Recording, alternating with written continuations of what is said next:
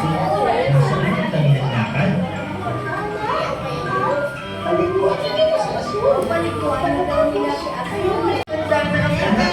Nagsisina ang isang asul na sasakyan. Sila papunta. Sa taas, umarating na nila ang dagat. Tulog na ang mga bata sa dagat. Sabi ni Ana, nagtakbuhan ang mga bata at si Asul sa may buhanginan. Napagod na kalaro ang mga bata at si Asul. Kaya naman napahiga muna sila sa buhanginan. Ang nagdalawa na tao, kanulay si Asul. Diba? Patakbo lumapit ang mga bata at si Asul. Ngayon ang araw ng kapanganakan ni Asul. Kaya naman, mayroon tayong munting salo-salo. Ang sabi ni tatay, sabay-sabay na umawit ang mag-anak. Maligayang kaarawan na Asul! Ang bati nila, nilabas ng nanay ang handang pansit, manok, at kulay asul na cake. Binigyan ng bawat isa ng pinggan at basos na asul rin ang kulay. Siyempre, may pang kay Asul. Color? Ano yan? Blue. Very good. Ayan.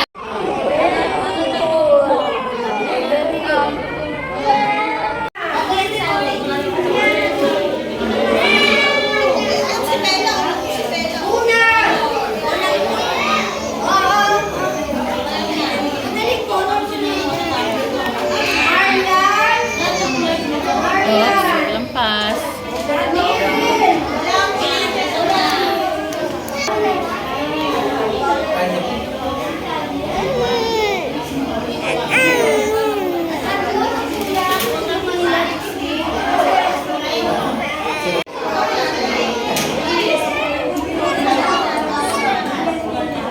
Okay lang, Alin. Kulay lang, anak. Sige.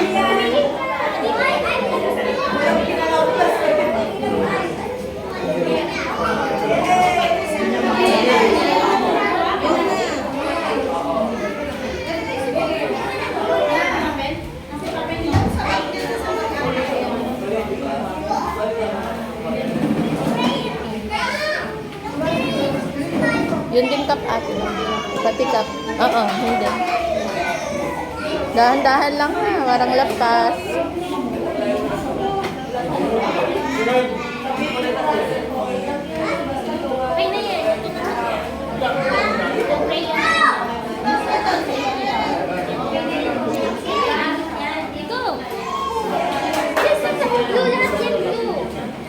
Tingnan mo sila, lahat blue. Opo, lahat yan. Ito muna. Bilis na. Kulayan mo, anak na nga. Ate Ellie na.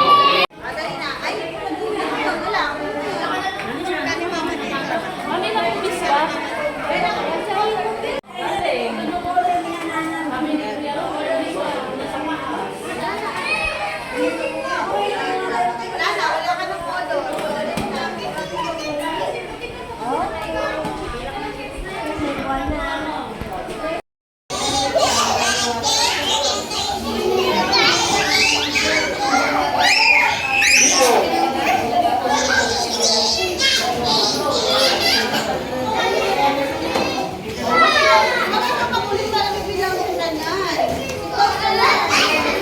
No pushing.